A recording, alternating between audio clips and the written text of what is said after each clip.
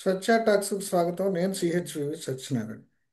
ఇప్పుడు న్యూయార్క్లో జోహ్రాన్ మమ్దాని విజయం నుంచి ఇండియన్ కమ్యూనిస్టులు కానీ ఇండియన్ లెఫ్టిస్టులు కానీ పాఠాలు నేర్చుకోవచ్చు అని చెప్పేసి ఇవాళ టైమ్స్ ఆఫ్ ఇండియాలో భాస్కర్ అనే ఒక పొలిటికల్ సైంటిస్ట్ ఆయన ఒక వ్యాసం రాశారు. అంటే దాంట్లో ఆయన కొన్ని ఆ, ప్రో ఐడియాస్ని ప్రపోజ్ చేశారు. ఐడియాస్లో నాకు అన్నిటికంటే ఆసక్తికరంగా అనిపించేది ఏంటంటే ఇప్పుడు ఇండియాలో ఇప్పుడు కులము మతం ఈ రెండు ఇష్యూస్ని డీల్ చేయటంలో ఇప్పుడు కమ్యూనిస్టులు తొట్టుపడుతున్నారు. నిజానికి ఇప్పుడు బీజేపీ అధికారంలోకి వచ్చిన తర్వాత ఇప్పుడు కేరళలో కానీ అక్కడ కానీ ఆ, ముస్లింలు క్రిస్టియన్స్ తోటి ఈ ఇప్పుడు వరకు ఆ, వాళ్ళ మద్దతు పొందిన కమ్యూనిస్ట్ పార్టీలు ఇప్పుడు వాళ్ళ మద్దతు కోసం చూస్తే హిందువులకు వ్యతిరేకం అవుతావని ఇట్లా రకరకాల ఆ, సందేహాలతో బాధపడుతున్నారు. ఈ సందేహాలకి ఇప్పుడు మమ్దాని యొక్క అప్రోచ్ ఏదైతే న్యూయార్క్లో ఆయన అప్రోచ్ ఉందో ఆ అప్రోచ్ అనేది ఒక మోడల్ కింద ఉందని చెప్పేసి ఆయన చెప్తున్నారు. అంటే ఇప్పుడు దీంట్లో ఆయన చెప్పింది ఒకటి ఏంటంటే in India too political debates are often framed in terms of faith and identity. Mamdani's campaign offered a counter example, a politics built around what unites working people rather than what divides them. అంటే దీనికి ఎగ్జాంపుల్గా ఆయన ఏం చెప్తున్నాడంటే మమ్దాని హిందువులు ముస్లింలు సిక్కులు Christians అందరి మద్దతు పొందగలిగాడు. అందరికీ కామన్గా ఉన్న సమస్యలు ఏంటి ఇప్పుడు ఆ ఆ సమస్యని తీసుకొచ్చి ఇప్పుడు వాళ్ళ ముందు పెట్టగలిగాడు, వాళ్ళ మద్దతు పొందగలిగాడు అని చెప్తున్నారు. ఇప్పుడు ఈ అంశానికి సంబంధించి మనతో చర్చించడానికి new socialist practice convener Jayaprakash మనతో ఉన్నారు. ఆయన కమ్యూనిస్ట్ రాజకీయాల్లో చాలా కాలంగా ఉన్నారు. ఇప్పుడు ఈ కొత్త అప్రోచ్ని ఇప్పుడు ఇండియన్ లెఫ్టిస్టులు అనుసరించడానికి వీలుందా? దాంట్లో ఇప్పుడు వ్యాసానికి సంబంధించి ఇప్పుడు విశ్లేషణ ఏంటనేది ఇప్పుడు ఆయన అడిగి తెలుసుకుందాం. ఆ, జయప్రకాష్ గారు, ఇప్పుడు ఇవాళ మీరు ఈ భాస్కర్ వ్యాసం చూసుంటారు మీరు. అంటే ఆయన అవును. మమ్దానికి సంబంధించిన అప్రోచ్ని ఆయన విశ్లేషిస్తూ ఇప్పుడు ఈ రకరకాల ఫెయిత్లు రకరకాల ఐడెంటిటీలు కలిగిన వాళ్ళతోటి ఎలా డీల్ చేశాడు మమ్దాని అనేది చెప్పారు. ఇప్పుడు ఇండియన్ కమ్యూనిస్టులకు అది ఎందుకు సాధ్యం కావడం లేదు? ఆ, మొదటిగా ఆయన భాస్కర్ సుంకర ఆయన జాకోబిన్ పత్రికకి ఎడిటర్గా ఉన్నారు. సో ఆయన చెప్పిన దాంట్లో ఆ, కొన్ని అంగీకరించే విషయాలు ఉన్నాయి, కొన్ని అంగీకరించలేని విషయాలు ఉన్నాయండి. సో ఆయన ఏదైతే చెప్పారో మీరు అన్నట్లు వర్కింగ్ క్లాస్ని యునైట్ చేసే విషయాల మీద కమ్యూనిస్టులు మాట్లాడాలి అనేది ఆ, వాస్తవానికి ఈరోజు భారతదేశంలో ఎప్పుడూ లేనంతగా మతం రాజకీయాల్లో తన పాత్ర పోషిస్తుంది. కులతత్వం అనేది కూడా ముందు ఉంది. కాబట్టి ఈ నేపథ్యంలో వీటన్నిటికీ అతీతంగా ఐడెంటిటీ పాలిటిక్స్, ముఖ్యంగా ఐడెంటిటీ పాలిటిక్స్ కి వ్యతిరేకంగా వర్కింగ్ క్లాస్ యూనిటీని, సాలిడారిటీని బిల్డప్ చేయటం అనే పాయింట్ ఏదైతే ఉందో అది 100% నిజం. వాస్తవానికి కమ్యూనిస్ట్ పార్టీలు బ్రాడ్ గా చూసినప్పుడు దాని ఆ ఆ దిశగానే ఉన్నాయి. అయితే బీజేపీని ఎదుర్కోవడంలో భాగంగా మనం కూడా అట్లాంటి రాజకీయాలు ఆ, ఆ, చేయాలనే దాంట్లో ఆ, తప్పుడు నిర్ధారణలతో తప్పుడు కార్యక్రమం తీసుకొని కొన్ని పొరపాట్లు కమ్యూనిస్టులు కొంతమంది కొన్ని పార్టీలు చేస్తున్నమాట వాస్తవం. ఐడెంటిటీ పాలిటిక్స్ లో కూడా వెళ్తున్నమాట కూడా వాస్తవం. ఆ అది కుల సమస్య మీద అంబేద్కర్ విషయమైనా లేదు, ఇప్పుడు మనం అనుకున్నట్లు అయ్యప్ప ఇంటర్నేషనల్ కాన్క్లేవ్ పెట్టడం అయినా ఇట్లాంటి ఐడెంటిటీ పాలిటిక్స్ లోకి తమ అస్తిత్వాన్ని కాపాడుకునే దాంట్లో వెళ్తున్నాయి. అది తప్పు, అది పొరపాటు. కానీ చారిత్రకంగా చూసినప్పుడు ఆ, కమ్యూనిస్టులు వర్గ సమస్యల మీద పనిచేస్తూ ఉన్నారు అనేది వాస్తవం.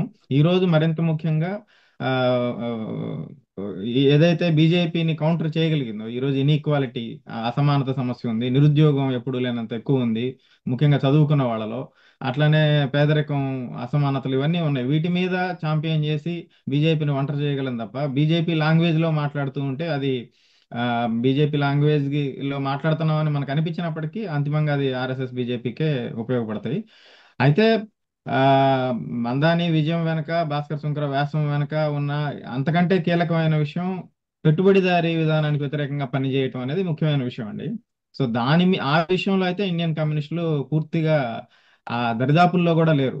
పెట్టుబడిదారీ విధానానికి వ్యతిరేకంగా పనిచేయాలి అనే దగ్గర ఇండియన్ కమ్యూనిస్టులు పూర్తిగా వేరే వైపు ఉన్నారు. ఇంకా ఇక్కడ పెట్టుబడిదారీ విధానమే పూర్తిగా రాలేదు కాబట్టి రేపొద్దున విప్లవం తీసుకొచ్చి మరీ ఒక బెటర్ క్యాపిటలిజాన్ని తీసుకొస్తామని చెప్తున్నారు. అది పూర్తిగా వాస్తవానికి దూరంగా ఉంది. కాబట్టి అది అసలైన సమస్య ఇండియన్ కమ్యూనిస్టులకి, వర్కింగ్ క్లాస్ డిమాండ్స్ మీద ఏకం అంటే ఇప్పుడు చేయడం కంటే కూడా. క్యాపిటలిజం కంచుకోట అయిన న్యూయార్క్లో ఇప్పుడు ఆయన విజయం ఉమ్, సాధించారు. అంటే ఇప్పుడు అవును. అది క్యాపిటలిజం కంచుకోటలో ఆయన విజయం సాధించినప్పుడు ఇండియా లాంటి దేశాల్లో ఉన్న పరిస్థితులకు అనుగుణంగా, అంటే ఈ పరిస్థితులను కమ్యూనిస్టులు అర్థం చేసుకోకపోవటం వల్లే ఇప్పుడు వాళ్ళు ఇప్పటి వరకు కూడా అంటే రాజకీయాల్లో ముందుకు రాకపోగా మొత్తంగా కూడా కనుమరుగయ్యే పరిస్థితి ఏర్పడింది. ఎందుకని అవును. అంటారు? అదే మీరు ఇప్పుడు అన్నట్లు వాస్తవానికి దూరంగా ఉన్నాయండి భారత కమ్యూనిస్ట్ పార్టీలు. సిపిఐ నుంచి సిపిఎం, ఎంఎల్ పార్టీలు, మావోయిస్ట్ పార్టీ, ఈ పార్టీలన్నీ మనకు వేరువేరుగా కనిపిస్తున్నాయి. చాలా ఆ, విడివిడి సిద్ధాంతాలు వాటి కార్యక్రమాల్లో ఉన్నమాట వాస్తవం. కానీ ఈ పార్టీలు అన్నిట్లో ఉన్న ఒక ఉమ్మడి అంశం ఒకటి ఉంది, అన్ని సిపిఐ నుంచి మావోయిస్ట్ పార్టీ దాకా. ఏంటి ఆ ఉమ్మడి అంశం అంటే, వీళ్ళెవరో కూడా భారతదేశంలో ఈరోజు ఇది పూర్తి స్థాయి పెట్టుబడిదారీ దేశం అని అంగీకరించట్లేదు. ఇది సమస్య, భారతదేశంలో పెట్టుబడిదారీ వ్యవస్థ సమస్యని ఎవరు అంగీకరించట్లేదు. వాళ్ళు ఏమంటున్నారు అంటే, గుత్త పెట్టుబడిదారులు అంటే బాగా బిగ్ బిలియనీర్స్ ఎవరైతే ఉన్నారో వాళ్ళకి, సామ్రాజ్యవాదులకు వ్యతిరేకం తప్ప మేము మొత్తంగా పెట్టుబడిదారు విధానానికి వ్యతిరేకం కాదు అని వాళ్ళ డాక్యుమెంట్స్ లో చాలా స్పష్టంగా మాట్లాడుతున్నారు. కాబట్టి రేపొద్దున విప్లవం, జనతా ప్రజాతంత్ర విప్లవం అవచ్చు, నూతన ప్రజాతంత్ర విప్లవం అవచ్చు, లేదు సిపిఐ చెప్తున్న జాతీయ ప్రజాతంత్ర విప్లవం అవచ్చు, అందరూ కూడా మా పెట్టుబడిదారీ విధానంకి వ్యతిరేకం అని చెప్పకుండా ఈరోజు విప్లవం సాధించి ఒక బెటర్ పెట్టుబడిదారీ విధానాన్ని తీసుకొస్తాం కార్మిక వర్గ నేతృత్వంలో అని చెప్తున్నారు. కాబట్టి అది 100కి 100 పాళ్ళు వాస్తవానికి చాలా దూరంగా ఉన్నారండి అన్ని కమ్యూనిస్ట్ పార్టీలు. అది ఈరోజు ముఖ్యమైన సమస్య. ఇప్పుడు అయితే ఇక్కడే మమదాని చెప్పాల్సింది. మమదాని కూడా ఇప్పుడు క్యాపిటలిజానికి వ్యతిరేకంగా మాట్లాడుతూనే అక్కడ రకరకాల, ముఖ్యంగా ఏంటంటే ఎవరైతే దోపిడీదారులు ఉన్నారో అంటే వాటి అంటే ఈ జార్గాన్లో మాట్లాడకుండా ఇప్పుడు అక్కడ ఎవరైతే వర్కింగ్ క్లాస్ ఉన్నారో వాళ్ళ సమస్యలు వాటి గురించి మాట్లాడారు. అంటే బియాండ్ క్యాపిటలిజం, అంటే ఒక రకంగా చెప్పాలంటే ఈ క్యాపిటలిజం ఇట్లాంటి పదాలు కాకుండా critic of capitalism and the belief that democracy should extend beyond the ballot box to the working place and to the economy itself.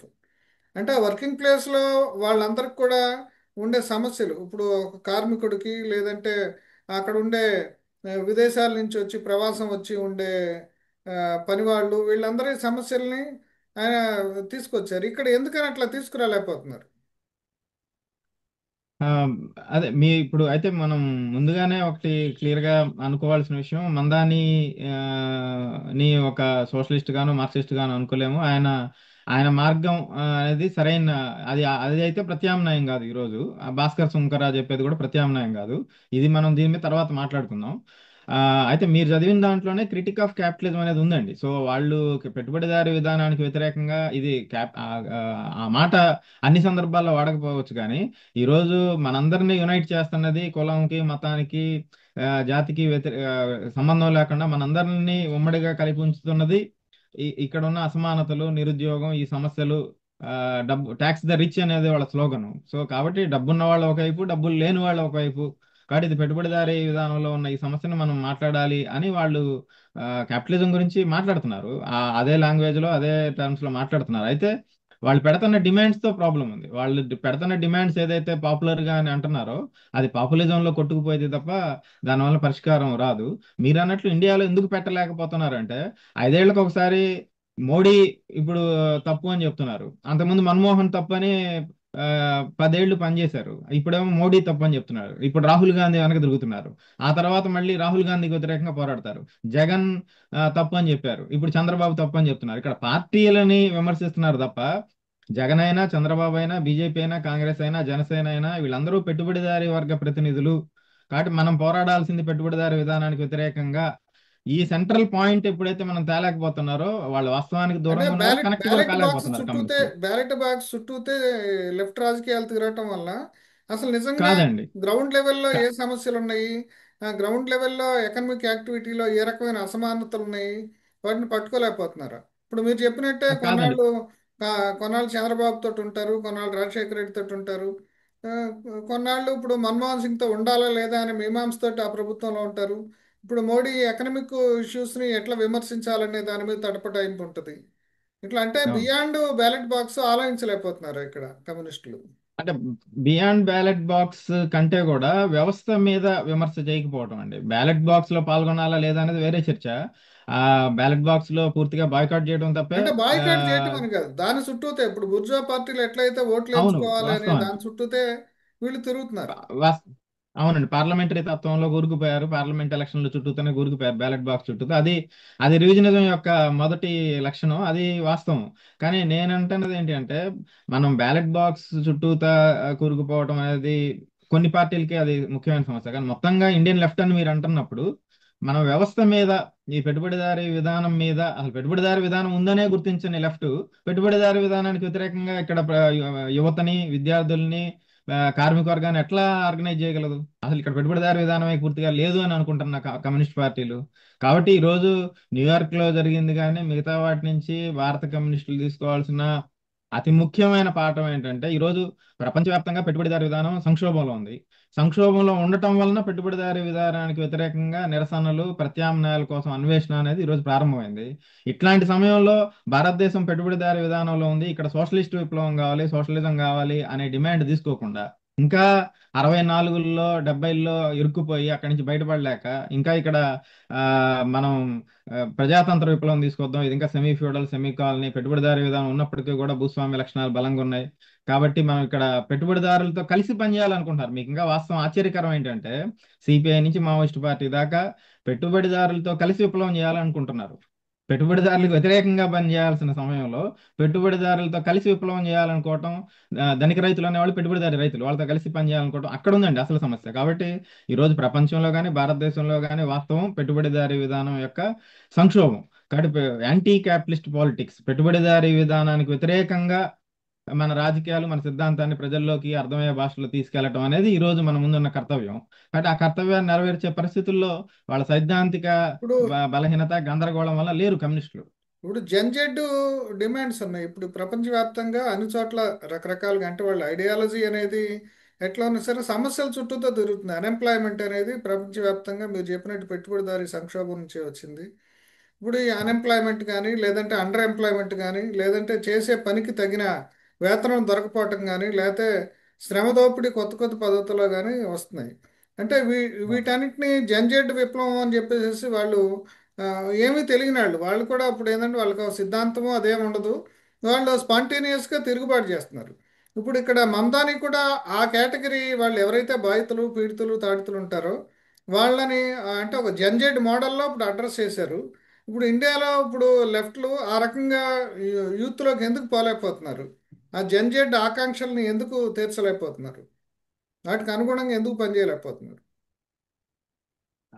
అదేనండి, వాస్తవానికి కమ్యూనిస్టులు చారిత్రకంగా చూసినప్పుడు ప్రజల కంటే చాలా ముందు ఉండేవాళ్ళు. ఆలోచనల్లో కానీ, ఆచరణలో కానీ, అవగాహన చేసుకోవడంలో కానీ సమాజాన్ని ప్రజల కంటే ముందు ఉండేవాళ్ళు. అది మార్క్సిజం, కమ్యూనిజం యొక్క ప్రత్యేకత. కానీ ఇందాక మనం అనుకున్నట్లు ఈ రోజున్న సైద్ధాంతిక గందరగోళం, బలహీనత, పరిమితుల వలన ఈ రోజు సమాజానికి వెనకున్నారు, యువత కంటే వెనకున్నారు ఈ రోజు కమ్యూనిస్ట్ పార్టీలు. ఎందుకు? అందుకనే వాళ్ళని ఆర్గనైజ్ చేయలేకపోతున్నారు. మీరే అన్నట్లు ఇప్పుడు ఐటీలో జాబ్స్ పోతున్నాయి, మిగతా అన్ని రంగాల్లో జాబ్స్ పోతున్నాయి, ప్రపంచవ్యాప్తంగా సంక్షోభం వలన ఈరోజు జాబ్స్ పోతున్నాయి. కాబట్టి పెట్టుబడిదారీ విధానానికి వ్యతిరేకంగా మాట్లాడాల్సిన కమ్యూనిస్ట్ పార్టీలు పెట్టుబడిదారులతో కలిసి విప్లవం చేస్తాం, చిన్న పెట్టుబడిదారులతో, జాతీయ పెట్టుబడిదారులతో కలిసి పెద్దోళ్ళను ఓడిస్తాం, ఆ తర్వాత విప్లవం వచ్చాక అప్పుడు పెట్టుబడిదారీ విధానం సంగతి చూస్తాం అని అంటే, అది వాస్తవానికి దూరం. అది ఎవరిని ఆకర్షించదు కూడా. అప్పుడెప్పుడో చేస్తాము అంటే ఉన్న సమస్య గురించి మాట్లాడకుండా. అందుకని యువత వాళ్ళ అనుభవంలో నుంచి, వాళ్ళకి వస్తున్న ఎక్స్పోజర్ లో నుంచి ప్రపంచవ్యాప్తంగా యాంటీ క్యాపిటలిస్ట్ పాలిటిక్స్ వైపు అంతకంతకి ముందుకు వస్తున్నారు. మార్క్సిజం వైపు అంతకంతకి ఆదరణ చూపిస్తున్నారు. కానీ భారత కమ్యూనిస్టులు ఇంకా ఇక్కడ పెట్టుబడిదారీ విధానమే సంపూర్ణంగా రాలేదు, కాబట్టి మనం విప్లవం చేసి పెట్టుబడిదారీ విధానాన్ని బెటర్ కార్మిక వర్గ నేతృత్వంలో తీసుకురావాలనే ఒక తప్పుడు చట్రంలో ఇరుక్కుపోవడం వల్ల యువతని ఆ ఆకర్షించలేకపోతున్నారు, యువతని ఆర్గనైజ్ కూడా చేయలేకపోతున్నారు. ఆ రకంగా యువత ఆలోచనల కంటే వెనకబడి ఉన్నారు, ఇంకా సరే, పాతకాలంలో ఇరుక్కుపోయి ఉన్నారు. చిన్న బ్రేక్ తీసుకుందామండి, మళ్ళా వేరే లింక్. ఓకే.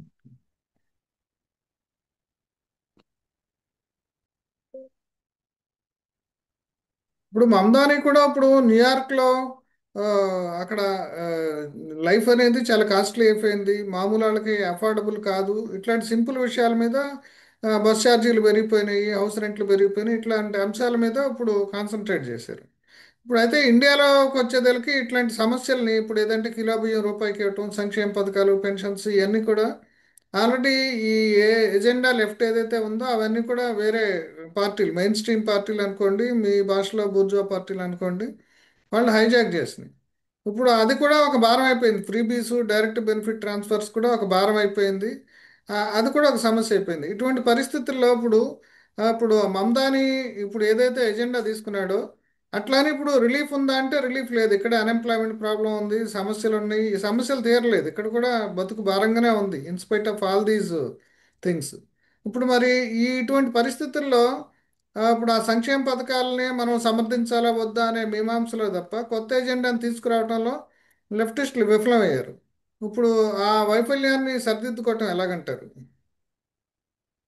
ఆ, చాలా మంచి విషయం మీరు మాట్లాడారండి. వాస్తవానికి కమ్యూనిస్టులు మాట్లాడే డిమాండ్స్, ముందుకు తీసుకొచ్చే డిమాండ్లన్నీ ఈరోజు బుర్జువా పార్టీలు అంతో ఎంతో చేస్తున్నాయి, చేసే ప్రయత్నం చేస్తున్నాయి, లేదా చేస్తామని చెప్తున్నాయి. కాబట్టి కమ్యూనిస్టులు మాట్లాడాల్సింది ఇందాక కూడా మనం అనుకున్నట్లు వ్యవస్థ మారాలి అనే డిమాండ్స్ పెట్టాలి. నిరుద్యోగం నిరుద్యోగం అనేది మీరు అన్నట్లు ఆ, ఎన్ని సంక్షేమ పథకాలు పెట్టినా వాళ్ళు నిరుద్యోగాన్ని రూపుమాపలేరు. అట్లానే ఈరోజు భారతదేశంలో 100% సంపద ఉంది, 100 మంది మనుషులు ఉన్నారు అనుకుంటే 1% దగ్గర 60% సంపద ఉంది. అట్టడుగునున్న 50% మంది దగ్గర రూపాయలు 3% సంపద ఉంది. కాబట్టి ఈ అసమానతలు పోవాలి, నిరుద్యోగం పోవాలి, పేదరికం పోవాలి, పర్యావరణాన్ని రక్షించాలి. ఇవి పెట్టుబడిదారీ వ్యవస్థకి సంబంధించిన విషయాలు. ఈ డిమాండ్స్ పెట్టి వీటి చుట్టూతా యువతని, ప్రజానీకాన్ని ర్యాలీ చేసినప్పుడు కమ్యూనిస్ట్ ఉద్యమం ముందుకెళ్లే అవకాశం ఉంది తప్ప మళ్ళీ చెప్పాలంటే అగైన్ ఆ సైద్ధాంతిక బలహీనత, పొరపాటు, అవకాశవాదం వలన ఈరోజు ఇక్కడ పెట్టుబడిదారీ విధానం ఉంది అని గుర్తించడానికి ససేమిరా అని మంకుబట్టి బట్టి కూర్చున్నాయి కమ్యూనిస్ట్ పార్టీలు. గుర్తించినప్పుడు పెట్టుబడిదారీ విధానానికి వ్యతిరేకంగా డిమాండ్స్ పెట్టలేవు. పెట్టలేనప్పుడు మనం పెడుతున్న డిమాండ్స్ అన్ని బూర్జువా పార్టీలు పెడుతున్నారు. వాస్తవానికి ఈరోజు అనేక పెట్టుబడిదారు దేశాల్లో పెట్టుబడిదారులు తమ అవసరాల కోసం, కార్పొరేట్లు తమ అవసరాల కోసం సంక్షేమ పథకాలు పెడుతున్నారు. ఏదో దయచేసో లేకపోతే ఇంకోటి కాదు. ఆ, వాస్తవానికి రాహుల్ గాంధీ కూడా ఇక్కడ యూనివర్సల్ బేసిక్ ఇన్కమ్ స్కీమ్ పెట్టాలని కూడా మాట్లాడారు. కాబట్టి పెట్టుబడిదారులు వాళ్ళ అవసరాల్లోంచి సంక్షేమ పథకాలు పెడుతున్నారు. వాటి గురించి కూడా కమ్యూనిస్టులు మాట్లాడటం వలన, వాటి గురించే మాట్లాడటం వలన ఇర్రెలవెంట్ అవుతున్నారు. అట్లానే అసలు సంక్షేమ పథకాలు మీరు ఇందాక భారం అన్నారు. వాస్తవానికి ప్రపంచంలో సమస్త సంపదల్ని సృష్టిస్తుంది శ్రామిక వర్గం. కాబట్టి శ్రామిక వర్గానికి ఈ చిల్లర విదిలించటమే ఆ, అది ఆ, దాని దాని భారము, ఇది చేయాలా వద్దని చర్చలు జరగటమే సరైనది కాదు. మొత్తం సంపద కార్మిక వర్గానికి చెందాలి. 16 లక్షల కోట్లు బ్యాంకులకి రైట్ ఆఫ్ చేశారు పెట్టుబడిదారులు. నిన్నగాక మొన్న అనిల్ అంబానీ 47,000 కోట్లు బ్యాంకులకు ఇవ్వాలైతే 450 కోట్లు తీసుకున్నారు. సుబ్బిరామిరెడ్డి దగ్గర 5,600 కోట్లు ఆయనకి మినహాయింపు చేశారు. సుజనా చౌదరికి, కావూరి సాంబశివరావుకి, అందరికీ చేస్తున్నారు. కాబట్టి ఆ పెద్దలకి ఇచ్చేదేమో రూపాయికి భూమి ఇచ్చారు వైజాగ్ లో, టీసీఎస్ కి అందరికి ఇస్తున్నారు. వాళ్ళందరికీ ఇచ్చేది సంక్షేమం కింద రాకుండా అదేమో అభివృద్ధి కోసం అని చెప్పటం, ఆ ఈ సంక్షేమం అని చెప్పడంలోనే ప్రాబ్లం ఉంది. దీన్ని పట్టుకొని మొత్తం సంపద కార్మిక వర్గానికి రావాలి, ఇచ్చేవాళ్ళు ఎవరు, తీసుకునే వాళ్ళు ఎవరు, ఇది కమ్యూనిస్టులు మాట్లాడే భాష. ఆ కానీ దానికి భిన్నంగా మీరు అన్నట్లు తప్పుడు ఎజెండాలో కూరుకుపోయారు. పెట్టాల్సిన డిమాండ్స్ పెట్టలేకపోతున్నారు. దాని వలన వాస్తవానికి దూరం అయిపోయి అంటే ఆ ఇటీవల రకంగా ఇటీవల నేను కనుమరుగైపోయారు. ప్రభాత్ పట్నాయక్ది ఒక ఉపన్యాసం విన్నానండి. అంటే ఆయన ఏం చెప్తా అంటే ఇప్పుడు ఈ ఫ్రీబీస్ ఇవన్నిటికీ ప్రత్యామ్నాయంగా ఇప్పుడు ఆయన చెప్తుంది ఏంటంటే ఎకనామిక్ ఫండమెంటల్ రైట్స్. ఇప్పుడు ఫండమెంటల్ రైట్స్ రాజ్యాంగంలో ఎట్లా ఇచ్చారో అట్లా ఎకనామిక్ ఫండమెంటల్ రైట్స్ అంటే కంపల్సరీగా ఎంప్లాయ్మెంట్ చూపించడం, హెల్త్ చూపించడం, విద్య చూపించడం, ఇట్లాంటి ఒక 5 ఫండమెంటల్ రైట్స్ని ఆయన ప్రపోజ్ చేశారు. అట్లాంటి ఆల్టర్నేటివ్ ఎజెండాని ఇప్పుడు ఎందుకు తీసుకోలేకపోతున్నారు ఇప్పుడు లెఫ్ట్? అదే వైరుధ్యం అండి. ఈ ఫండమెంటల్ రైట్స్ అనేవి క్యాపిటలిజంలో సాధ్యం కాదు. క్యాపిటలిజాన్ని దాటి వెళ్ళాలి. ఈ ఫండమెంటల్ రైట్స్ కావాలంటే అందరికీ సమానమైన అవకాశాలు, మొత్తం ఉత్పత్తి మొత్తం సమాజం చేతిలో ఉండటం, ఇవన్నీ కూడా సోషలిజంలో మాత్రమే అంటే సాధ్యమయ్యే ఆయన విషయాలు. వారసత్వం ఒకవైపు వారసత్వపు ట్యాక్స్ దీనికి నిధులు సమకూర్చుకోవటానికి వారసత్వ ట్యాక్స్ అంటే ఇప్పుడు మనం అమెరికాలో ఉన్నట్టు ఇన్హెరిటెన్స్ ట్యాక్స్ ని, ఇన్హెరెంట్ ట్యాక్స్ అవునండి, అవి వేయమని అవును, చెప్పేసి చెప్తున్నాడు. అవునండి. ట్యాక్స్ వేయాలి.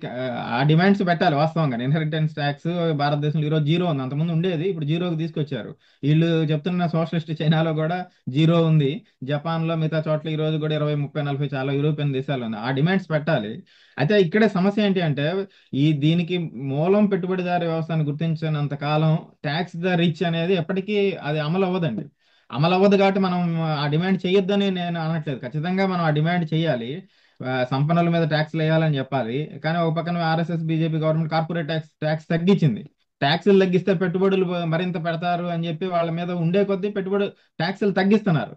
కాబట్టి ఈ ఈ ఈ పార్టీలు, ఇక్కడ ఉండే కార్పొరేట్లు వీళ్ళందరూ కలిసి దేశాన్ని దోచుకుంటున్నారు. ఇది పెట్టుబడిదారు వ్యవస్థ అంటే. కాబట్టి పెట్టుబడిదారు వ్యవస్థ పోవాలని చెప్తూనే ట్యాక్సులు కూడా వేయాలని చెప్పాలి. అది పరిష్కారం అంటే అవుతుంది తప్ప. పన్నులు పన్నులు వసూలు చేసినప్పుడు కూడా వాటిని అధికారంలో ఉన్న వాళ్ళ విలాసాలకి లేదంటే వాళ్ళకి తోచిన వాటికి ఉపయోగిస్తున్నారు తప్ప ఒక ఎకనమిక్ డిసిప్లిన్ అనేది లేకుండా పోతుంది. ఇప్పుడు ప్రజలకి ఒకసారి పన్ను కట్టాక దాన్ని ప్రభుత్వం ఎలా వాడుతుంది అనే దాని మీద బాధ్యత లేకుండా అయిపోయింది. ఇప్పుడేమో కమ్యూనిస్టులు ఎంతసేపు ట్యాక్సులు వేయండి అంటున్నారే కానీ ఆ ట్యాక్సులు ఒక బాధ్యతాయుతంగా ఒక పద్ధతిగా యూటిలైజ్ చేయడానికి కావాల్సిన బాధ్యత ప్రభుత్వం మీద పెట్టడం మీద కూడా డిమాండ్ చేయాల్సిన అవసరం ఉంది కదా. ఉందండి. కాకపోతే ఇప్పుడు అది చేయాల్సింది పార్టీలు. ఆ పార్టీలో ఉన్న వాళ్ళందరూ కార్పొరేట్స్. వాళ్ళు సేవ చేస్తుంది కార్పొరేట్స్ కి. అప్పుడు ఎలా సాధ్యం అవుతుంది అది? ఈ పార్టీలన్నీ కార్పొరేట్స్ తో నిండిపోయినప్పుడు, వాళ్ళ ప్రయోజనాల కోసం పనిచేస్తున్నప్పుడు ఈ పార్టీలు అంటే మనం ఆ కమ్యూనిస్టుల ప- గురించి ట్యా- మాట్లాడుతున్నాం. కమ్యూనిస్టులు ఇట్లా ఇప్పుడు క్రియేటివ్గా కొత్త విషయాలను ఎందుకు ఎజెండాలకు తీసుకురాలేకపోతున్నారు, ఎప్పుడు రొడ్డకొట్టుడు పద్ధతిలోనే పనిచేస్తున్నారు అనేది. అవునండి. అదే కమ్యూనిస్టులు పెట్టాలన్నా ఇందాకే మనం అనుకున్నట్లు క్రియేటివిటీ లేకపోవట్టి ఈరోజు వాస్తవానికి దూరంగా ఉన్నారనేది అనుకున్నాం కదా. కాబట్టి ఈ ఈ మందాని గురించి కూడా ఆ, మీరు తర్వాత విడిగా తర్వాత ప్రశ్నలో మాట్లాడమన్నా లేదు, ఇప్పుడే మాట్లాడమన్నా ఈ మొత్తం దీన్ని మనం చూడటంలోనే సమస్య ఉందండి. అంటే ఆ, అంటే పెట్టుబడిదారీ మందాని వ్యవస్థ మందాని మోడల్ కూడా ఇప్పుడు తర్వాత ఆయన ఆచరణ ఎంతవరకు సాధ్యమవుతుంది. ఇప్పుడు ఆయన ఎన్నికల్లో గెలవటం వరకు అందరిని ఆకట్టుకోవటం వరకు అందరిని సమీకరించడం వరకు బాగానే ఉంది కానీ నెక్స్ట్ ఇప్పుడు దాన్ని ఎట్లా ఆచరణలో ఎలా వీలవుతుంది. ఇప్పుడు ఎంత బడ్జెట్ కావాలి. ఇప్పుడు మిగతా వాళ్ళు దానికి అవును. ఇప్పుడు ఈ మధ్యకాలంలో సంపన్నులు మేము 1,00,000 మంది సంపన్నులు మేము నగరం వీడి వెళ్ళిపోతామని చెప్పేసి చెప్తున్నారు. ఇట్లాంటి సమస్యలను అవును. ఆయన ఎట్లా ఫేస్ చేస్తాడు అనేది కూడా క్వశ్చన్ ఉంది. దాని మీద కూడా మీరు మాట్లాడొచ్చు. అదేనండి. అదే వాస్తవానికి ఈ మొత్తాన్ని మనం సాధ్యమైనంత మూలాల నుంచి చూస్తున్నప్పుడు మాత్రమే మనకు అర్థం అవుతుంది. ఈరోజు అమెరికాలో కానీ, ఆస్ట్రేలియాలో కానీ, బ్రిటన్లో కానీ, యూరోప్ మొత్తంలో, లేకపోతే భారతదేశంలో కూడా రిలేటివ్గా చూసినప్పుడు ఈరోజు పెట్టుబడిదారీ విధానానికి వ్యతిరేకంగా అసంతృప్తి పెరుగుతుంది. ఎందుకు పెరుగుతుంది అంటే, గతంలో లాగా లేదు. ఈరోజు సంక్షోభంలో ఉంది, ఉద్యోగాలు తీసేస్తున్నారు, అసమానతలు పెరుగుతున్నాయి. ఈ రకమైన అనేక దుష్పరిణామాలు ఈరోజు పెట్టుబడిదారీ విధానం యొక్క మూలికంగా, పెట్టుబడిదారీ విధానం ఉంటే ఉంటాయి, నిరుద్యోగం ఎప్పటికీ ఉంటుంది, పెరిగిద్ది, అసమానతలు పెరుగుతాయి. కాబట్టి ఈ నేపథ్యంలోనే మమదాని లాంటి వాళ్ళు ముందుకు రావటం కానీ, మార్క్సిజానికి మళ్ళీ ఆదరణ పెరగటం కానీ, అమెరికాతో సహా ఇది మనం బ్యాక్గ్రౌండ్ గా మనం గుర్తించినప్పుడు ఆ పెట్టుబడిదారీ విధానానికి వ్యతిరేకంగా మాట్లాడకుండా పెట్టుబడిదారీ విధానం లోపలే సంస్కరణలు చేయాలి అని చెప్పడం అనేది మరొక పెద్ద తప్పిదం. అది ఒక రకంగా అది దానికి మార్క్సిజంతో సోషలిజంతో ఏం సంబంధం లేదండి. ఇట్లాంటి వాళ్ళు చాలా మంది గతంలో కూడా మాట్లాడారు, మందాని ఇలాంటి వాళ్ళు. ఉదాహరణకి గ్రీస్ లో సిరిజా పార్టీ అని వచ్చింది. గ్రీస్ లో కూడా ఆర్థిక సంక్షోభం బాగా పెరిగినప్పుడు అక్కడ కూడా ఇట్లానే రాడికల్ లెఫ్ట్ పేరుతో వాళ్ళు కూడా ముందుకు వచ్చి అధికారంలో ఎలక్షన్స్ లో కూడా గెలిచారు. గెలిచిన తర్వాత మళ్ళీ పెట్టుబడిదారీ విధానంలో మేము సంస్కరణలు చేస్తాము అని మాట్లాడిన వాళ్ళు ఎవరు చరిత్రలో సక్సెస్ అయిన దాఖలాలు లేవు, అవ్వలేరు. ఎందుకు అవ్వలేరు అంటే, పెట్టుబడిదారీ విధానం ఈ రోజు ఉన్న పరిస్థితుల్లో పెట్టుబడిదారీ విధానం అంటేనే నిరుద్యోగం, పెట్టుబడిదారీ విధానం అంటేనే పేదరికం, పెట్టుబడిదారీ విధానం అంటేనే అసమానతలు, పెట్టుబడిదారీ విధానం అంటేనే యుద్ధాలు. కాబట్టి అది పోకుండా మేము సమస్యలన్నీ తీసేస్తాం. దీని గురించి మార్క్స్ ఎంగెల్సే మాట్లాడారు. వీళ్ళు కన్జర్వేటివ్ ఆర్ బూర్జువా సోషలిస్టులు. వీళ్ళు పెట్టుబడిదారీ విధానం ఉండాలి, కానీ పెట్టుబడిదారీ విధానంలో సమస్యలు ఉండకూడదు. ఇది సాధ్యం కాదు. ప్రజలని ఆకట్టుకోవడానికి వరకు అది ఉపయోగపడవచ్చు వాస్తవానికి. ఆ రకంగా ప్రజల్ని ఒక రకంగా తప్పుదోవ పట్టించినట్టు పెట్టుబడిదారీ విధానాన్ని సమూలంగా మార్చాలి అని చెప్తూనే ఈ డిమాండ్స్ కూడా పెట్టొచ్చు. ట్యాక్స్లు ఏమని చెప్పాలి, రెంట్ తీసేయమని చెప్పాలి, ఇప్పుడు ఏదైతే ఉందని చెప్తున్నారో అవన్నీ పెట్టాలి ఎప్పుడు. అయితే పెట్టుబడిదారీ విధానం పోయే పోరాటంలో భాగంగా ఇవన్నీ మనం డిమాండ్ చేయాలని చెప్పాలి. కానీ ఆయన ఏం చెప్తున్నాడు ఈరోజు చాలా క్లియర్ గా? ఆయన ఏం చెప్పాడంటే, మీరు ఎందుకు డెమోక్రటిక్ సోషలిస్ట్ అని మిమ్మల్ని మీరు అనుకుంటున్నారు అన్నదానికి ఆయన చెప్పిన ఆన్సర్ ఏంటంటే, మార్టిన్ లూథర్ కింగ్ చెప్పిన డెఫినేషనే నా డెఫినేషన్ కూడా. మీరు డెమోక్రసీ అనండి, డెమోక్రటిక్ సోషలిజం అనండి, డిస్ట్రిబ్యూషన్ అందరికీ సమానంగా, సమానంగా కూడా అనలా, బెటర్ డిస్ట్రిబ్యూషన్ అంటే పంపిణీ బాగా జరగాలి అని మాట్లాడుతున్నారు. దీని గురించి మార్క్స్ ఎంగెల్స్ టైంలోనే చర్చ జరిగింది. ఉత్పత్తిలో న్యాయం, ఉత్పత్తిలో అందరికీ వాటా, ఉత్పత్తి అనేది సమాజం చేతిలో గురించి మాట్లాడకుండా పంపిణీ గురించి మాట్లాడటం అంటేనే అది ఊహాజనితం, లేదా అది ఆచరణ సాధ్యం కాదు. డిస్ట్రిబ్యూటివ్ అదే జస్టిస్ అని అంటాం దీన్ని. అదే ఇప్పుడు ఆయన ఫైనల్గా మనం డిస్ట్రిబ్యూషన్ క్లోజ్ గురించి చేసే ముందు, మాట్లాడుతున్నారు. ఇప్పుడు ఆ, ఈయన ఎట్లయితే beyond the ballot box politics, అట్లాగే ఇప్పుడు ఈ డిఫరెంట్ సమూహాలు, డిఫరెంట్ ఐడెంటిటీస్, డిఫరెంట్ మతాలు, కులాలకు సంబంధించిన, వర్గాలకు సంబంధించిన వాళ్ళని ఆకట్టుకోగలిగాడు. దాని నుంచి లెఫ్టిస్టులు ఏం నేర్చుకోవాలనేది ఒక మాటలో చెప్పండి. ఆ, రాబర్ట్ రీక్ అని అమెరికాలో ఉన్నాడండి, లేబర్ సెక్రటరీ, బిల్ క్లింటన్ టైంలో చేశాడు. ఆయన కూడా సేవింగ్ క్యాపిటలిజం అని చెప్పి ట్యాక్స్ ద రిచ్ అని చెప్తా ఉంటాడు. ఆక్స్ఫామ్ వాళ్ళు కూడా ప్రతి సంవత్సరం ట్యాక్స్ ద రిచ్ అని చెప్పి వాళ్ళు రిపోర్ట్స్ చేస్తూ ఉంటారు. ఇప్పుడు మదాని కూడా అదే చెప్తున్నాడు. వాస్తవానికి ఈ పంపిణీలో న్యాయం జరగదండి పెట్టుబడిదారుల పరిపాలన ఉన్నంత కాలం. అయితే దీని నుంచి మనం తీసుకోవాల్సిన రెండు విషయాలు, ఒక మాటలో చెప్పాలంటే రెండు విషయాలు. ఒకటి, పెట్టుబడిదారి విధానాన్ని సమస్యగా గుర్తించి యాంటీ క్యాపిటలిస్ట్ పెట్టుబడిదారి వ్యతిరేక పోరాటాలు ఈ డిమాండ్స్ తో కలిపి మనం చేయాలనేది ఈ ఫలితాలు మళ్ళీ మనకి నిరూపిస్తున్న విషయం. అది మొదటిది. రెండోది, పెట్టుబడిదారిలో సంస్కరణలతో ఈ సమస్యల్ని సాల్వ్ చేద్దామనంటే మరో సిరిజాలాగా ఆమ్ ఆద్మీ పార్టీ కూడా ఇట్లాంటి కబుర్లు చెప్పే వచ్చింది, మనం చూసాము. ఇవన్నీ కూడా ప్రజల్ని పక్కదోవ పట్టించి, అసంతృప్తిని పక్కదోవ పట్టించి మరొక నిరాశకి కారణమవుతాయి. అందుకని మార్క్సిజం ఆధారంగా నిజమైన సోషలిజం కోసం శాస్త్రీయంగా పనిచేయటం, తాత్కాలిక సమస్యల మీద మాట్లాడుతూనే అంతిమంగా వ్యవస్థకు వ్యతిరేకంగా మాట్లాడటం అనేది ఈరోజు ప్రపంచవ్యాప్తంగా కమ్యూనిస్టుల మంది ఉన్న కర్తవ్యం అనేది మా అభిప్రాయం అండి, ఎన్ఎస్పిగా. ఓకే అండి, థ్యాంక్ యూ అండి, జయప్రకాష్ గారు. థ్యాంక్